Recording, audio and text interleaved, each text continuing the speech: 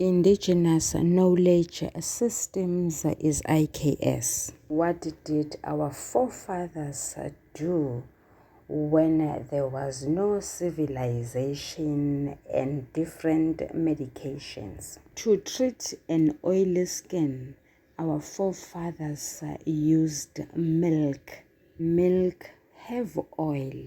Therefore, if you want to remove the oil from your face, you use foodstuff with oil. Iva likhishwa ngelinye. Sanibonani balingani mapungu namatshitshi. Igama lami nguSpooky N isiZulu. Namhlanje senza umbhalo obuciko obizwa ngokuthiwa Impi YaboMdabu Isethunjini obhalwe nguJC Buthelezi. Sizokwenza inkomba umbuzo omude uphawu lokuhlaziya olubizwa ngokuthiwa INDIKIMBA NOMLAYEZO. Ngaphambi kokuthi siqalise, let me do the following. Let me acknowledge everyone that is here. Old and new subscribers alike. Guys, you are loved, valued, and appreciated. Let me also extend this acknowledgement to our lovely visitors. Please stay here. This is your new home.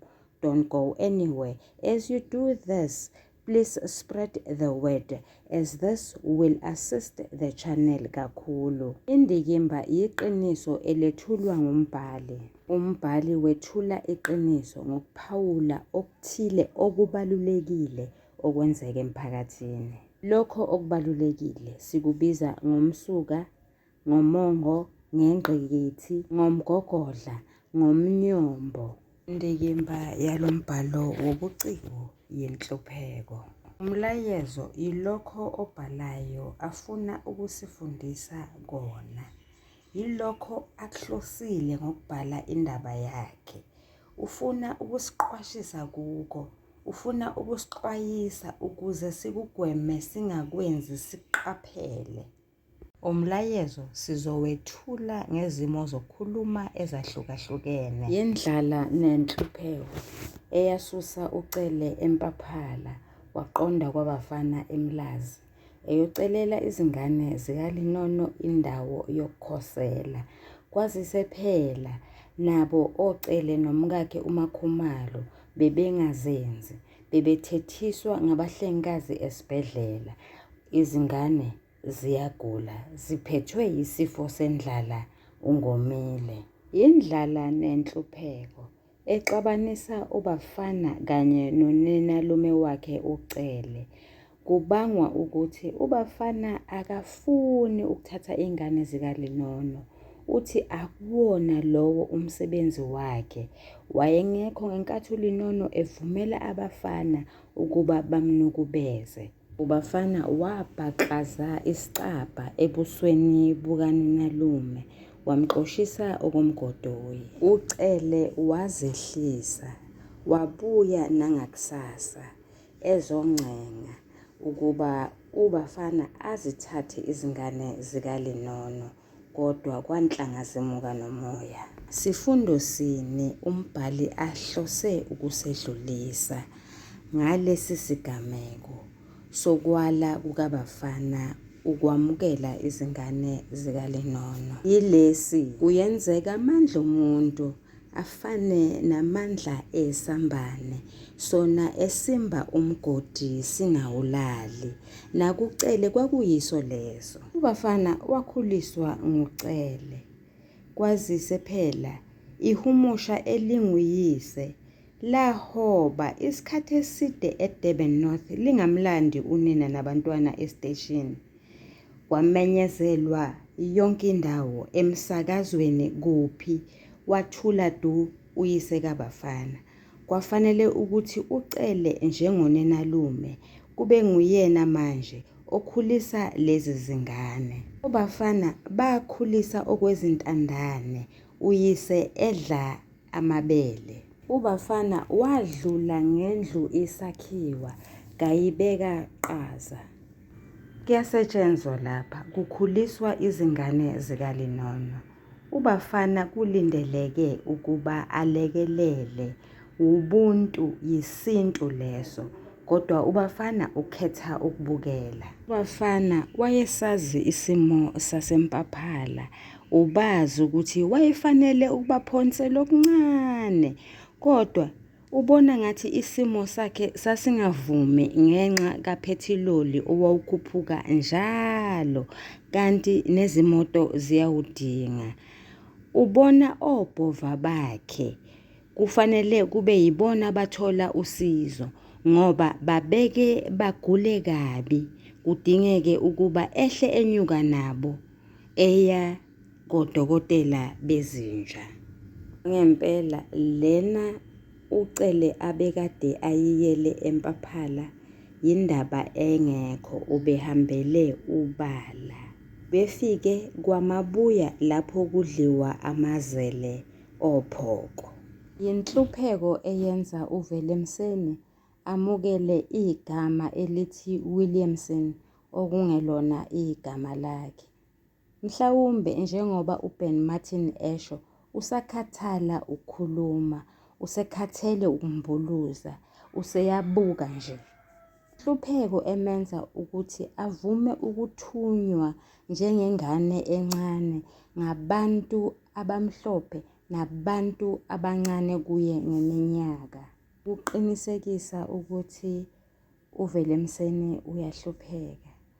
uBill Wilson uthi akazi ukuthi abantu abamnyama benza njani ukuthi baphile isikhathi eside yize begazulwa izinhlupheko. Uthi mhlawumbe izinhlupheko ziyayonga impilo zandise iminyaka. uVelemseni usesebenze isikhathi eside kule femu. Usesebenze iminyaka engama-22 engayi eholidini.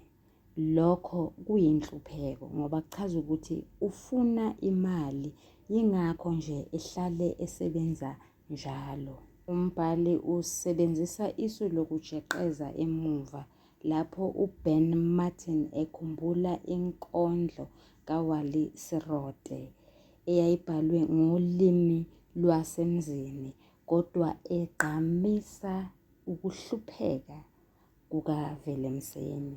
Ifundeka ngalolu hlobo: I come here, there, where children have no toys, they play with mud.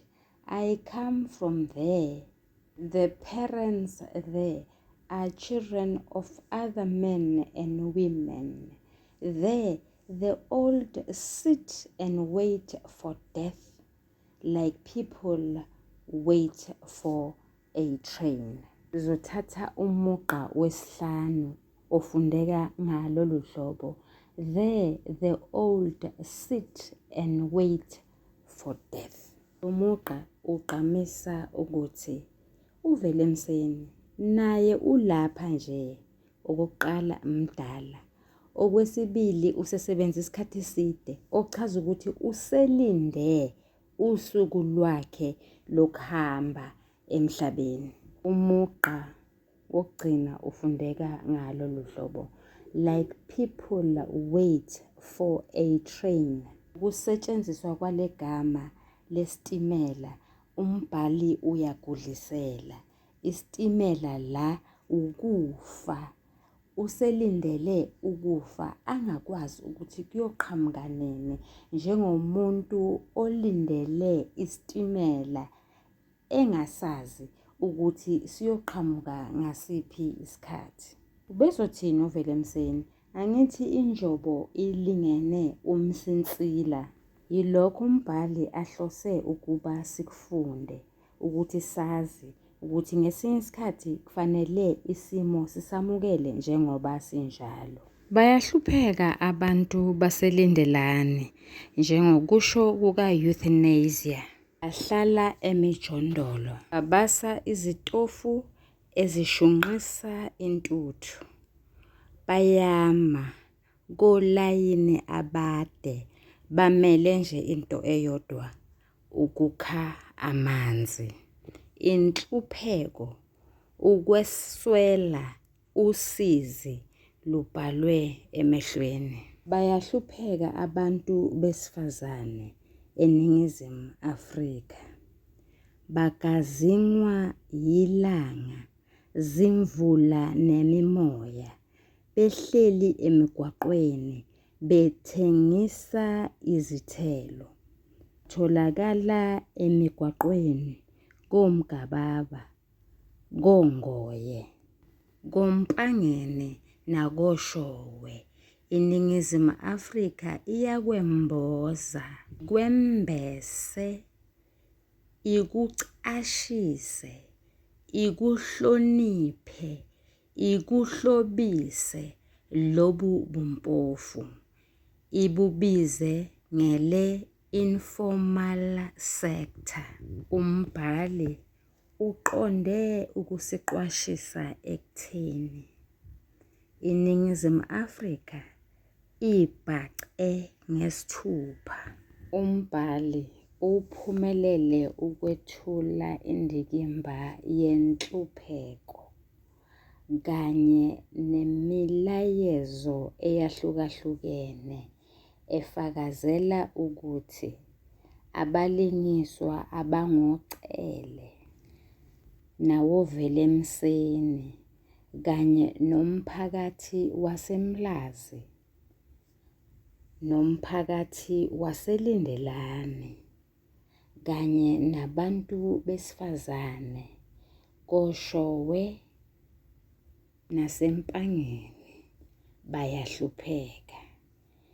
Impi ababhekene nayo ngeyesinkwa, ngeyasethunjini.